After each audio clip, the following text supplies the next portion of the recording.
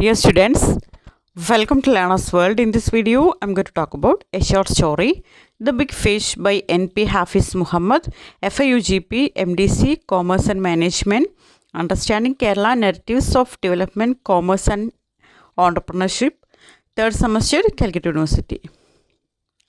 N.P. Hafiz Muhammad is an Indian author, sociologist, and social activist. He began his career in writing with the publication of poem Purayum. It published in 1988 a collection of short stories. N.P. Hafiz Muhammad ഒരു Indian എഴുത്തുകാരനാണ്, സോഷ്യോളജിസ്റ്റാണ്, അതുപോലെ ഒരു സാമൂഹിക പ്രവർത്തകനാണ്. അദ്ദേഹത്തിൻ്റെ ഈ ഒരു എഴുത്ത് മേഖല തുടങ്ങുന്നത് അദ്ദേഹത്തിൻ്റെ ഒരു ഇമ്പോർട്ടൻ്റ് ആയിട്ടുള്ളൊരു വർക്കാണ് പോം പുഴയും എന്ന് പറയുന്നത്. അതിൻ്റെ പബ്ലിക്കേഷനോട് കൂടിയാണ് എഴുത്തിലേക്ക് വരുന്നത്. ഇതൊരു കളക്ഷൻ ഓഫ് ഷോർട്ട് സ്റ്റോറീസാണ്. 1988 അത് പബ്ലിഷ് ചെയ്യുന്നത്. The Big Fish. The story is translated into English by Dr. K.M. Sharif, the head of the Department of English, Calcutta University. അപ്പോൾ കാലിക്കറ്റ് യൂണിവേഴ്സിറ്റിൻ്റെ ഡിപ്പാർട്ട്മെൻറ്റ് ഹെഡ് ആയിട്ടുള്ള K.M. ഷെരീഫാണ് ഈ ഒരു സ്റ്റോറി ദ ബിഗ് ഫിഷ് എന്ന് പറഞ്ഞിട്ടുള്ള story translate ചെയ്തിരിക്കുന്നത്. It is A translation of short story entitle ചെറിയ മീനുകളും വലിയ മത്സ്യവും. ദ ബിഗ് ഫിഷ് എന്ന് പറഞ്ഞിട്ടുള്ള അതിൻ്റെ മലയാളം ടൈറ്റിൽ എന്ന് പറയുന്നത് ചെറിയ മീനുകളും വലിയ മത്സ്യവും എന്നുള്ളതാണ്. The implementation of new economic policy has been made drastic changes in Indian economy. It led to the interconnectedness of national economies. What had actually happened was the small-scale farmers and the small-scale industries were completely wiped out by the new movement, and India witnesses massive suicide of farmers and small-scale producers. അതായത് ഇന്ത്യയിലെ new economic policy implement ചെയ്തതോടുകൂടി ആ ഒരു national ഇക്കോണമീസിൻ്റെ ആ ഒരു connectedness നമുക്ക് കാണാൻ കഴിയും. Globalisation, പ്രൈവറ്റൈസേഷനൊക്കെ ഒരുമിച്ചുള്ള ഒരു അവസ്ഥ നമുക്ക് കാണാൻ കഴിയും. ഇവിടെ എന്ത് സംഭവിക്കുന്നതെന്ന് വെച്ചാൽ വലിയ മൾട്ടിനാഷണൽ കമ്പനീസ് വരുന്നതോടുകൂടി സ്മോൾ സ്കെയിൽ ഇൻഡസ്ട്രീസ്, അതായത് സ്മോൾ സ്കെയിൽ ഫാമേഴ്സിനൊക്കെയാണ് ഇത് വളരെയധികം എഫക്റ്റ് ചെയ്യുന്നത്. അവരുടെ സ്മോൾ സ്കെയിൽ ഇൻഡസ്ട്രികളൊക്കെ പൂർണ്ണമായും തുടച്ചു നീക്കുന്ന ഒരു അവസ്ഥയാണ് ഇന്ത്യയിൽ കാണാൻ കഴിയുന്നത്.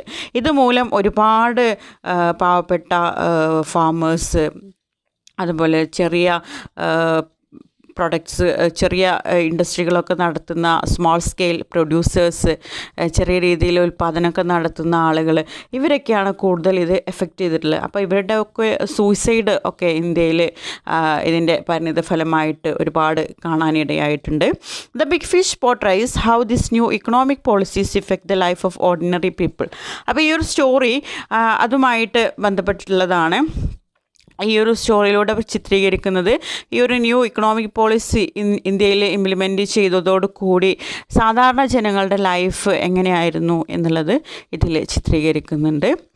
The big fish in the story symbolizes the multinational companies who came to India after the implementation of new economic policy in 1991. അപ്പോൾ ഈ ഒരു story the big fish symbolise ചെയ്യുന്നത് 1991 ന്യൂ ഇക്കണോമിക് പോളിസി ഇംപ്ലിമെൻറ്റ് ചെയ്തതോടുകൂടി ഒരുപാട് multinational companies വന്നിട്ടുണ്ട്. അപ്പോൾ അതിന് ശേഷം ഉണ്ടായിരുന്ന ആ ഒരു ഇന്ത്യയുടെ അവസ്ഥയാണ് ഈ ഒരു ദ ബിഗ് ഫിഷ് റെപ്രസെൻ്റ് ചെയ്യുന്നത്, സിംബലൈസ് ചെയ്യുന്നത്. The protagonist of the story, Alasan Kutti, owns a pond and has a preoccupation of chatting and feeding the little fishes in the pond. അപ്പോൾ ഒരു പാവപ്പെട്ട കർഷകനായിരുന്നു ഇതിലെ പ്രൊട്ടഗണിസ്റ്റ്, കേന്ദ്ര കഥാപാത്രമായിട്ടുള്ള ആലസൻ കുട്ടി. അദ്ദേഹത്തിന് സ്വന്തമായിട്ടൊരു കുളമുണ്ട്, അതിൽ കുറച്ച് ചെറിയ മീനുകൾ വളർത്തുന്നുണ്ട്. അപ്പോൾ അദ്ദേഹത്തിൻ്റെ ഒരു ഹോബി എന്ന് പറയുന്നത് ഈ മീനുകളോട് ചാറ്റ് ചെയ്യുക, അവർക്ക് ഫുഡ് കൊടുക്കുക എന്നുള്ളതായിരുന്നു.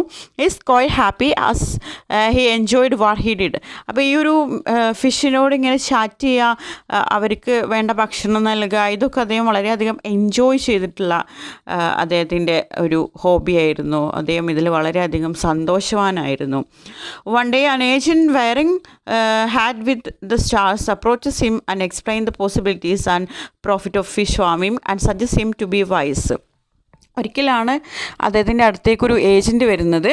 ഒരു സ്റ്റാറൊക്കെ ഉള്ള തൊപ്പിയൊക്കെ ധരിച്ച ഒരു ഏജൻ്റായിരുന്നു. അപ്പോൾ ഈ ഒരു ഫിഷ് ഫാമിൻ്റെ അതായത് മീൻ വളർത്തലിലൂടെ എങ്ങനെ ലാഭം കൊയ്യാം, അതിൻ്റെ സാധ്യതകളെ കുറിച്ചിട്ട് എക്സ്പ്ലെയിൻ ചെയ്യാനാണ് വന്നിട്ടുള്ളത് അദ്ദേഹം. അതുപോലെ ആലസൻകുട്ടി ഇതിലൊക്കെ എൻ്റെ കഥാപാത്രമാണ്. അപ്പോൾ അദ്ദേഹത്തിനോട് പറയേണ്ടത്, നിങ്ങൾ കുറച്ചും കൂടെ ബുദ്ധിപൂർവ്വം ചിന്തിക്കൂ. നിങ്ങളിങ്ങനെ എന്നും രാവിലെ ഈ മീനുകളോട് വർത്തമാനം പറഞ്ഞ് അവർക്ക് ഭക്ഷണം കൊടുത്ത് ജീവിതം തള്ളി നീക്കിയാൽ മതിയോ? നിങ്ങൾക്ക് ഈ ഒരു ഫിഷ് ഫാമിങ്ങിൽ നിന്ന് നിങ്ങൾക്ക് ലാഭം കൊയ്യേണ്ടേ? അതിനെക്കുറിച്ചിട്ട് കൂടുതൽ ഒന്നും കൂടെ ഗൗരവമായിട്ട് ചിന്തിക്കൂ എന്നുള്ള നിർദ്ദേശങ്ങളൊക്കെ നൽകിയിട്ടാണ് അയാൾ പോകുന്നത്. Mariam, his ambitious wife, wants her daughter to be married in a good way, her son to be educated in a good college and live comfortably. അപ്പം ഈ ആലസൻകുട്ടീൻ്റെ ഭാര്യ മറിയം വളരെയധികം അംബീഷ്യസ് ആയിട്ടുള്ള ഒരു ഭാര്യയാണ്. അതായത് ഒരുപാട് ആഗ്രഹങ്ങളൊക്കെ ഉള്ള ആളാണ്. തൻ്റെ മകളെ നല്ല രീതിയിൽ കെട്ടിച്ചയക്കണം, അതുപോലെ തന്നെ തൻ്റെ മകന് നല്ലൊരു കോളേജിൽ അഡ്മിഷൻ കിട്ടണം. അപ്പോൾ ഇതിനൊക്കെ ഒരുപാട് പണം ആവശ്യമുണ്ട്. അതുപോലെ അവർക്ക് നല്ല രീതിയിലും ജീവിതം മുന്നോട്ട് കൊണ്ടുപോകാൻ. She finds it more interesting and hopes that this new plan will definitely help her family to overcome their financial crisis. അപ്പോൾ മറിയം ഇത് കേട്ട സമയത്ത് അവൾ വളരെയധികം ഹാപ്പിയായി. അവൾക്ക് വളരെയധികം താല്പര്യമുണ്ട്. അതുപോലെ തന്നെ അവൾക്ക് ഒരുപാട് പ്രതീക്ഷകളുണ്ട്. ഈ ഒരു പദ്ധതി വളരെയധികം നല്ലതായിരിക്കും. ഇത് നമ്മളെ ഈ ഫാമിലിനെ ഈ ഒരു ക്രൈസിസിൽ നിന്ന് ഓവർകം ചെയ്യാൻ, ഫിനാൻഷ്യൽ ക്രൈസിസിൽ നിന്ന് ഓവർകം ചെയ്യാൻ ഈ ഒരു ന്യൂ പ്ലാൻ ഹെൽപ്പ് ചെയ്യും എന്ന് മറിയം ചിന്തിച്ചു. Finally, after plenty of persuasion, the agent wants to convince his plan and ആലസൻകുട്ടി decide to go.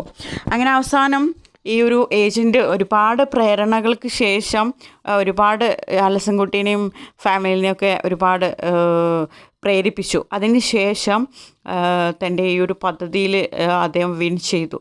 അങ്ങനെ ആലസൻകുട്ടി decided to go on with the new plan of joining the fish growing collective. ഈ ഒരു ഫാമിൽ ഒരുപാട് big ഫിഷിനെ വളർത്താൻ തീരുമാനിച്ചു. He cleans and disinfects the pond and put big fish in the pond. അപ്പോൾ അദ്ദേഹത്തിൻ്റെ ഈ ഒരു പോണ്ടിൽ ഒരുപാട് ചെറിയ മീനുകളായിരുന്നു. അതിലേക്ക് വലിയൊരു മത്സ്യത്തെ കൊണ്ടുവരികയാണ്. അതിലൂടെയാണ് അദ്ദേഹം ലാഭം ലക്ഷ്യം വെക്കുന്നത്. അപ്പോൾ ആ ഒരു പോണ്ടൊക്കെ നല്ല രീതിയിൽ ക്ലീൻ ചെയ്ത് വിമുക്തമാക്കി അതിലേക്ക് വലിയൊരു big ഫിഷിനെ കൊടുന്നിട്ടു. Slowly he finds that the small fishes are eaten by the big fish.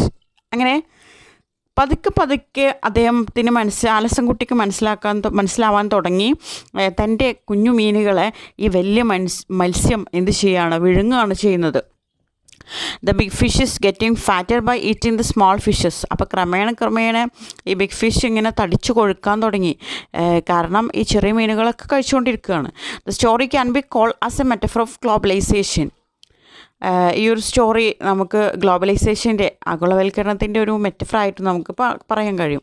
The big fish are agent of globalisation and the small fish in the pond are the poor people all over the world. അപ്പോൾ ഈ ഒരു സ്റ്റോറിയിൽ അദ്ദേഹത്തിൻ്റെ ആ ഒരു പ്രിയപ്പെട്ട മീനുകളെ ആ ഒരു ബിഗ് ഫിഷ് വിഴുങ്ങി എന്നാണ് പറയുന്നത്. ഗ്ലോബലൈസേഷൻ വന്നതോടുകൂടി ഈ പാവപ്പെട്ട ഫാമേഴ്സിൻ്റെ അവർ ഉൽപ്പാദിപ്പിക്കുന്ന ഉൽപ്പന്നങ്ങളൊക്കെ അതുമൂലം ഇല്ലാതായി, അവരെല്ലാവരും കടക്കെണിയിലായി എന്നുള്ളൊരു മെസ്സേജാണ് ഈ ഒരു ദ ബിഗ് ഫിഷ് എന്ന് പറഞ്ഞിട്ടുള്ള സ്റ്റോറി പ്രൊവൈഡ് ചെയ്യുന്നത്. It has been pointed out that globalization destroy the traditional systems and ways of life of the indigenous communities. അതായത് ഈ ഒരു സ്മോൾ സ്കെയിൽ ഇൻഡസ്ട്രീസൊക്കെ അതിലൊക്കെ ജീവിച്ച് ഉപജീവനം മുന്നോട്ട് കൊണ്ടുപോയിരുന്ന പാവപ്പെട്ട ഈ ആളുകളുടെ ഉപജീവനം മാർഗം ഇല്ലാതാക്കുകയാണ് ഈ ഒരു മൾട്ടിനാഷണൽ കമ്പനീസൊക്കെ വന്നതോടുകൂടി, ഈ ഗ്ലോബലൈസേഷൻ വന്നതോടുകൂടി സംഭവിച്ചത് എന്നാണ് പറയുന്നത്.